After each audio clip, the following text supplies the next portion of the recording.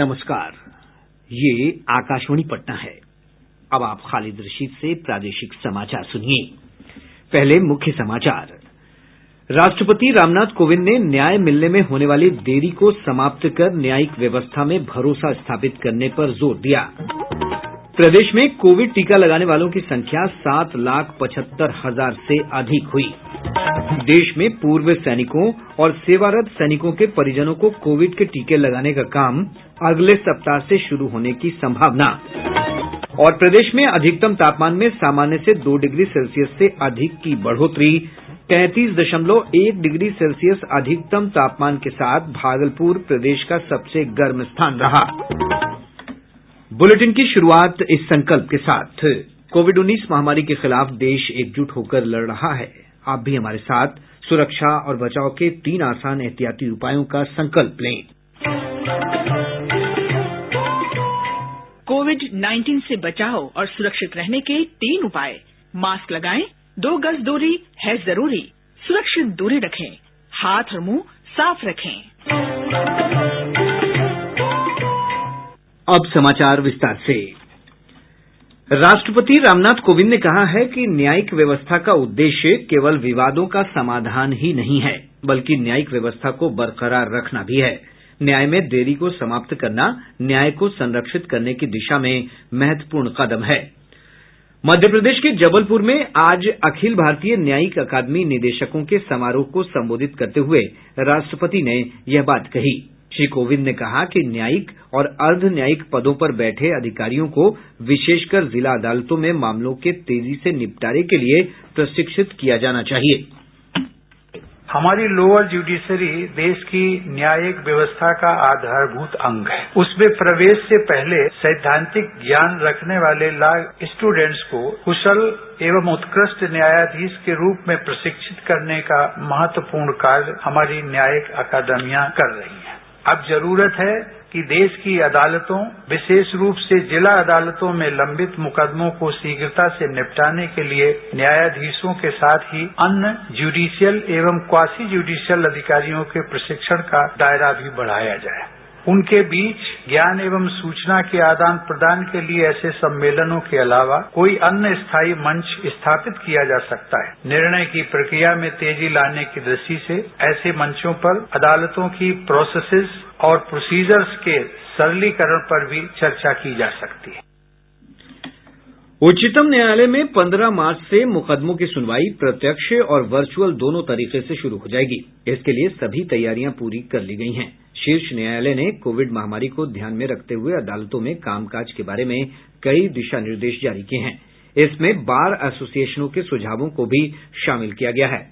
न्यायालय ने मामलों की सुनवाई प्रत्यक्ष और वर्चुअल तरीके से करने के लिए प्रायोगिक आधार पर एक पायलट योजना तैयार की है। इसके अनुसार मंगलवार, बुधवार और बृहस्पतिवार को अंतिम तथा नियमित सुनवाई के लिए मुकदमों को सूचीबद्ध किया गया है। मामलों की सुनवाई पक्षकारों की संख्या और न्यायालय में उपलब्ध कमरों के आधार पर प्रत्यक्ष तथा वर्चुअल दोनों तरीके से की जाएगी।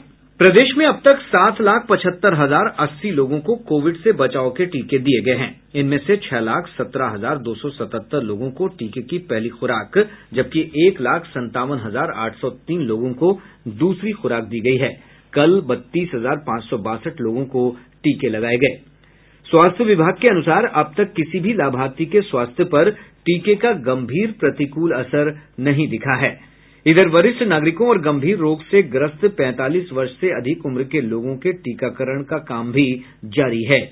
लोग टीके लेने के लिए cowin.gov.in पोर्टल पर या आरोग्य सेतु पर अपना निबंधन करवा सकते हैं।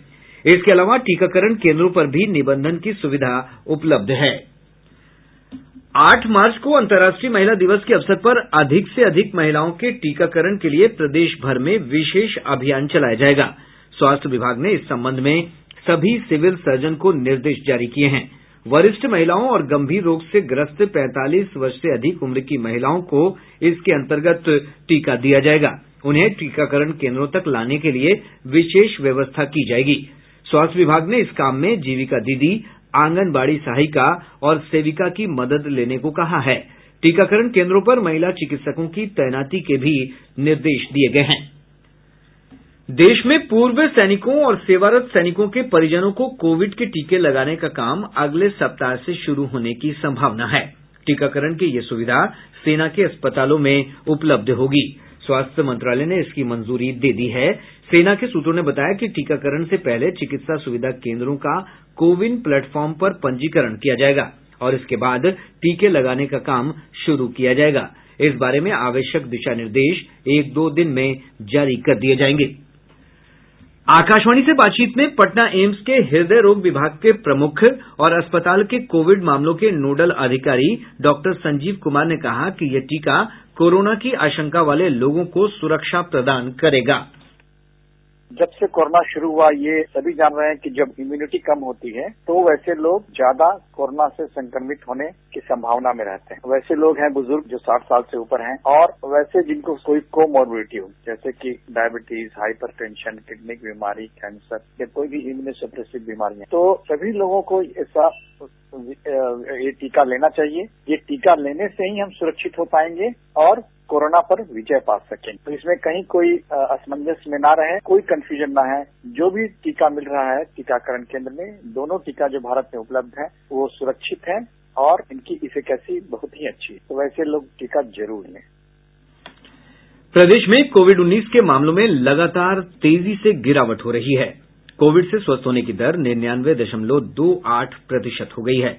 कल 44 मरीजों को उपचार के बाद छुट्टी दी गई, जिससे स्वस्थ होने वालों की संख्या बढ़कर 2,60,821 हो गई है। वर्तमान में 340 मरीजों का उपचार चल रहा है। वहीं पिछले 24 घंटे में 14 जिलों से 38 नए मामलों की भी पुष्टि हुई है। सबसे अधिक 15 नए मामले पटना से सामने आए हैं। प्रादेशिक समाचार आप आकाशवाणी पटना से सुन रहे हैं। केंद्रीय पशुपालन, मत्स्य और डेयरी मंत्री गिरिराज सिंह ने किसानों से पारंपरिक खेती के साथ साथ आय में बढ़ोतरी के लिए व्यावसायिक खेती भी अपनाने को कहा है।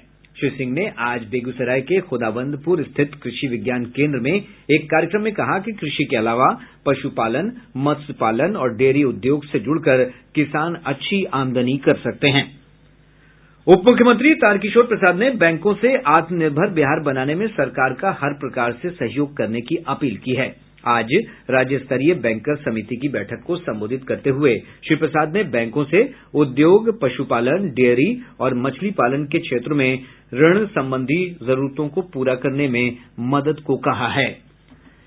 जल संसाधन मंत्री संजय कुमार झा ने कहा है कि पिछले साल हुई बाढ़ से भीषण तबाही को देखते हुए तटबंधों की सुरक्षा और निगरानी के लिए और पुख्ता इंतजाम किए जाएंगे। पटना में आयोजित एक कार्यशाला को संबोधित करते हुए उन्होंने कहा कि सूचना तंत्र को मजबूत करने के लिए जन भागीदारी बढ़ाई जाएगी। श्री झा ने कहा कि बांध के क्षतिग्रस्त होने और लीकेज के संबंध में सूचना प्राप्त करने के लिए विशेष प्रकोष्ठ गठन करने के सकारात्मक परिणाम देखने को मिल रहे हैं। अब तो कोई गांव में ऐसा नहीं है जिसके पास मोबाइल नहीं है। अगर नंबर दे देंगे तो सारा जानकारी तो दे ही देगा। अगर डेडिकेटेड कोई यहाँ पर सिस्टम जैसे हम लोगों ने बनाया, अगर कोई इन्फॉर्मेशन वहां से आना होगा तो मिल ही सकता है। मैं इसलिए चर्चा कर रहा हूँ, उसका एडवांटेज हुआ। हमने सोशल मीडिया को यूज किया। अब इस तरह तो पेनिट्रेशन आने वाले टाइम में यूज करना चाहिए, इसको जितना मैक्सिमाइज कर सकते। भारतीय जनता पार्टी की प्रदेश कार्यसमिति की 2 दिवसीय बैठक आज से पटना में शुरू हो गई है। प्रदेश अध्यक्ष संजय जायसवाल की अध्यक्षता में शुरू हुई बैठक में बूथ लेवल पर पार्टी संगठन को मजबूत करने पर चर्चा की गई। इसमें बिहार प्रभारी भूपेंद्र यादव, वरिष्ठ नेता और केंद्रीय मंत्री रविशंकर प्रसाद, नित्यानंद राय, उप मुख्यमंत्री तारकिशोर प्रसाद और रेणु देवी, पूर्व उप मुख्यमंत्री सुशील कुमार मोदी सहित कई वरिष्ठ नेता भाग ले रहे हैं। इधर जनता दल यूनाइटेड के पार्टी पदाधिकारियों का प्रशिक्षण शिविर पार्टी के राष्ट्रीय अध्यक्ष आरसीपी सिंह की अध्यक्षता में शुरू हुआ। इसमें जदयू के 243 विधानसभा क्षेत्र प्रभारी भाग ले रहे हैं। आकाशवाणी के समाचार सेवा प्रभाग के प्रधान महानिदेशक एन वेणुधर रेड्डी ने आज चेन्नई में कहा कि समय के साथ समाचारों के बारे में लोगों की रुचि भी बदली है। श्री रेड्डी ने कहा कि आकाशवाणी ने श्रोताओं की पसंद के समाचार उपलब्ध कराने के लिए नई प्रौद्योगिकी अपनाई है। पूर्व मध्य रेलवे द्वारा विभिन्न रेलखंडों पर 8 मार्च से मेमू पैसेंजर स्पेशल रेलगाड़ियों का परिचालन शुरू होगा। इसके अंतर्गत पटना, बक्सर, मुगलसराय, राजगीर, दानापुर, गया, सोनपुर, छपरा, बरौनी और सहरसा स्टेशनों के बीच मेमू स्पेशल ट्रेन का परिचालन किया जायेगा। सेना बहाली में भाग लेने वाले अभ्यर्थियों के लिए पूर्वोत्तर सीमांत रेलवे ने आज से एक जोड़ी विशेष ट्रेनों का परिचालन शुरू किया है। ये ट्रेन पटना से कटिहार के बीच आज से 11 मार्च तक प्रतिदिन चलाई जाएगी। पहली ट्रेन को कटिहार स्टेशन से आज शाम 7 बजे रवाना किया गया। वापसी में ये ट्रेन पटना से कल सुबह 5 बजे खुलेगी। समस्तीपुर रेल मंडल के रोसड़ा नयानगर स्टेशन के बीच ट्रेनों की आवाजाही दोपहर 1 बजे शुरू हो गई।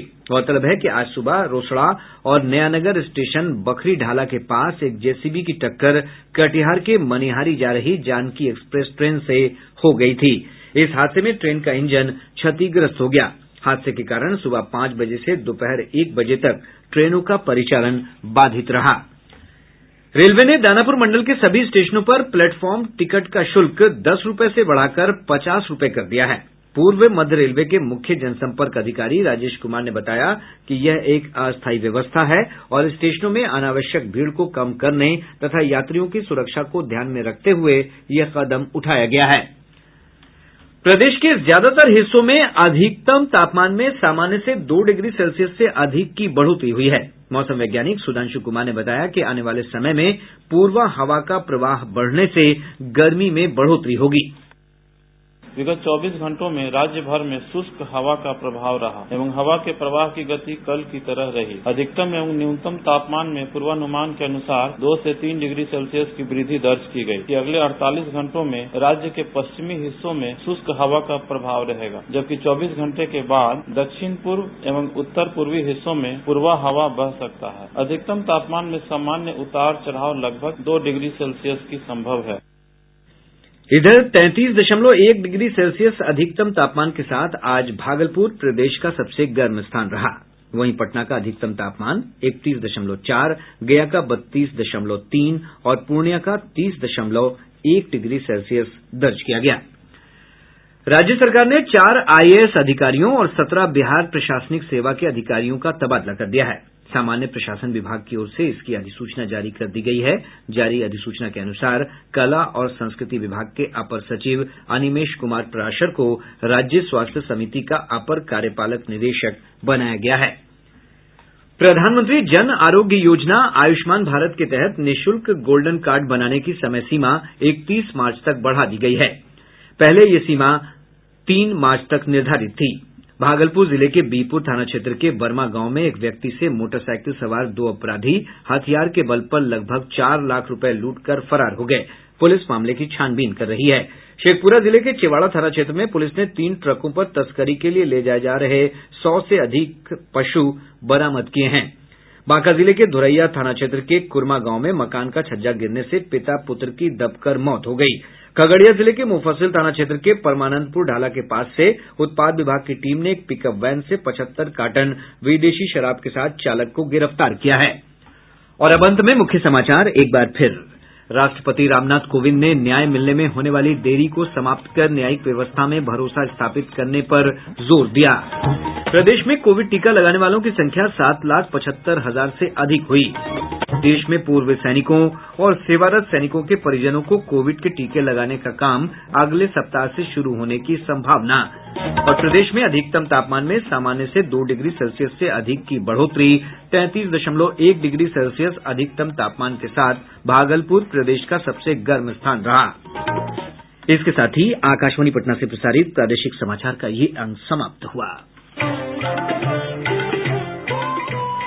कोविड-19 से बचाव और सुरक्षित रहने के 3 उपाय। मास्क लगाएं, 2 गज दूरी है जरूरी, सुरक्षित दूरी रखें, हाथ और मुंह साफ रखें।